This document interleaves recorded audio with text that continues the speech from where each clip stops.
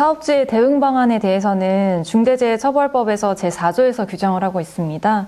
그 중에서도 제1호에 해당하는 안전보건관리체계 구축 및 그 이행에 관한 조치와 제4호에 해당하는 안전보건관계 법령에 따른 의무이행에 필요한 관리상의 조치가 강조되고 있는데요.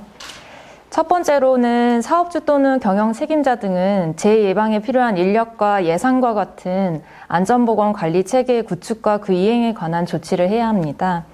사업주 등은 현재 사업장에 안전보건 관련 인력이 얼마나 갖춰져 있는지를 확인하고 안전보건 관리자 등이 제대로 선임되어 있지 않은 경우에는 해당 인력을 선임해서 안전보건 활동을 수행하도록 조치를 해야 합니다.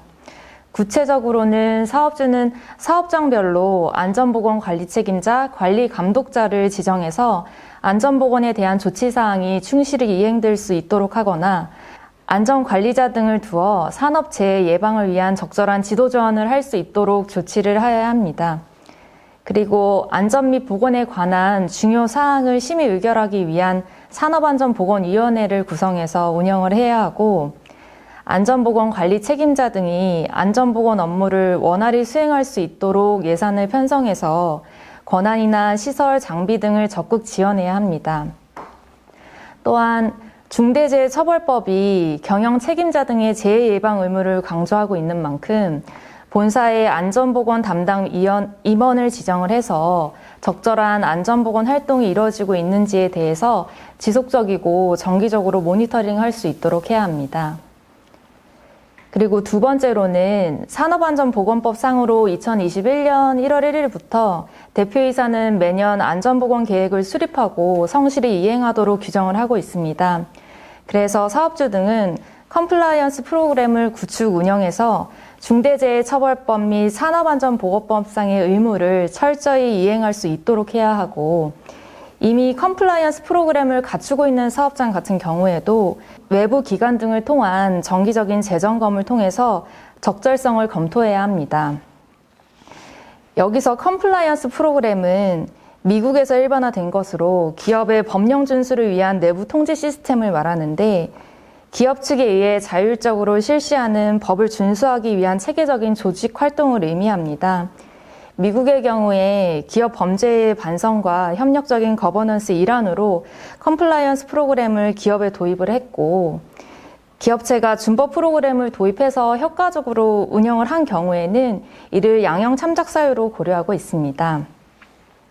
그렇다면 사업주 등이 이런 컴플라이언스 시스템을 어떻게 효율적으로 운영할 수 있을까 그 방안에 대해서도 궁금하실 텐데요.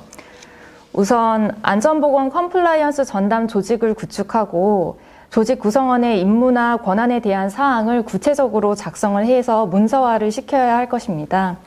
그리고 컴플라이언스의 지속적인 운영에 적합한 예산을 편성해야 합니다. 또 안전보건에 관한 내용들이 모두 포함된 체크리스트나 또는 매뉴얼 등을 개발해서 이를 기초로 부서별로 정기적으로 안전점검을 실시해야 할 것이고 컴플라이언스 프로그램에 대한 상시적인 모니터링 시스템을 구축하고 필요한 경우에는 외부 안전 전문가를 통한 객관적이고 기술적인 검토 및 조언이 이루어질 수 있도록 하여야 할 것입니다. 그리고 사업장 내의 안전보건 환경을 분석하고 이에 적합한 전략을 수립하여야 할 것인데요.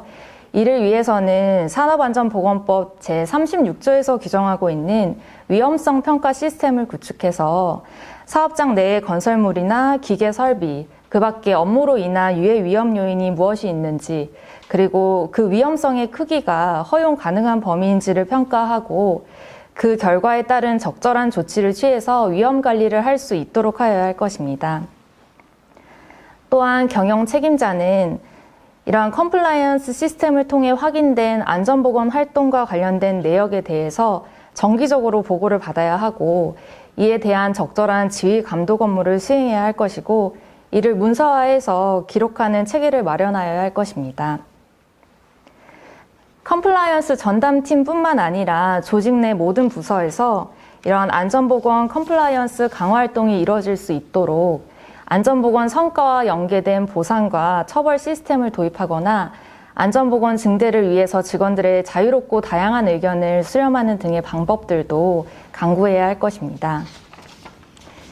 이처럼 말씀드린 컴플라이언스 시스템을 구축하는 것 이외에도 사업주 등은 향후 중대재해가 발생하였을 경우를 대비해서 형사처벌과 징벌적 손해배상으로 인한 리스크 최소화를 위한 대응 매뉴얼을 마련해야 하고, 이를 위해 안전보건 활동과 관련된 조치 내역이나 또는 보고 내역 등을 모두 기록하고 문서화해서 유지 보관하는 절차를 갖춰야 할 것입니다. 중대재해처벌법의 제정으로 많은 기업의 사업주 등은 중대재해가 발생한 경우에 형사처벌이나 민사손해배상의 위험성과 기업 이미지 손실을 심각하게 우려하고 있는데요. 근데 이제 중대재해처벌법의 입법 취지가 기업의 안전관리 시스템 조성을 통한 산업안전 구축을 목적으로 하고 있는 만큼 기업의 대표이사 등은 단순히 이런 재해 발생 책임에서 벗어나기 위해서 노력하는 차원을 넘어서 안전을 궁극적인 목적으로 하는 경영 방침을 수립하고 이를 위한 내부 시스템을 조직해야 할 것입니다.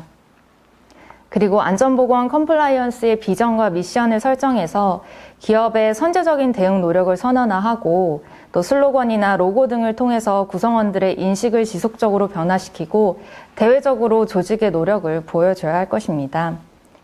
이전 토론자분들이 말씀을 하셨던 그 영국의 기업과실시사법에서는 배심원이 기업이 중대한 의무 위반을 하였는가를 살펴볼 때 조직체 내부의 관행과 정책 이런 시스템이 실패를 조장하거나 용인하는지를 고려하도록 규정하고 있다는 점에서 대표이사는 사업장의 안전관리를 위해서 적극적으로 실천하고 노력을 한다라는 리더십을 구성원들에게 보여줌으로써 기존의 효율이나 이윤 추구만을 목적으로 하는 기업 경영에서 벗어나서 안전을 경영의 우선 가치로 삼는 기업 문화가 형성될 수 있도록 노력을 해야 할 것입니다. 중대재해처벌법의 법률 해석과 관련해서 많은 기업들이 그 중대재해처벌법의 조문이 적용 대상과 범위가 모호해서 명확한 내용을 파악하기 어렵다고 호소를 하고 있습니다. 그렇기 때문에 신속하게 하위 법령을 마련해야 할 것이고, 하위 법령 제정 시에는 사업주나 경영 책임자의 안전보건 확보 의무 이행에 필요한 관리상 조치의 내용을 되도록 구체적이고 명확하게 규정을 해서 수범자인 사업주 등이 예측 가능성을 확보할 수 있도록 하여야 하고, 과도한 부담을 주는 형태가 아닌 현실적이고 합리적인 범위 내에서 수범자들이 수용 가능한 의무 규정을 마련해야 할 것입니다. 또 안전보건 활동에 필요한 매뉴얼이나 지침을 개발하여 보급하거나 기업들을 대상으로 안전보건 관리 자문을 해주는 공공 서비스를 제공해야 할 것입니다.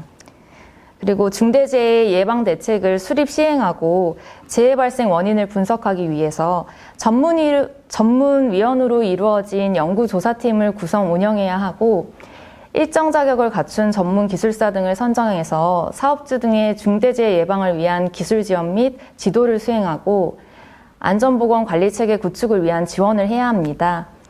특히 안전관리 역량이 부족한 50인 미만의 중소사업장을 대상으로 안전관리 체계 구축을 위한 지원을 확대하고 또 밀착 컨설팅을 제공해야 할 것입니다.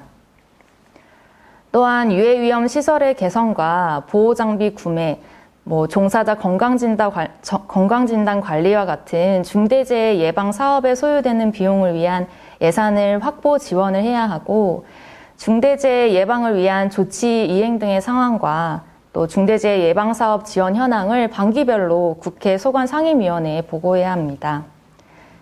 그리고 교육 및 홍보 자료를 만들어서 사업주 등에게 배포하고, 하위법령의 제정에 앞서 공청회나 포럼과 같은 것을 개최해서 노사 및 전문가의 의견을 충분히 수렴을 하는 등 법의 안정적인 정착을 위한 설득과 공감대 형성 절차를 모색해야 할 것으로 생각됩니다.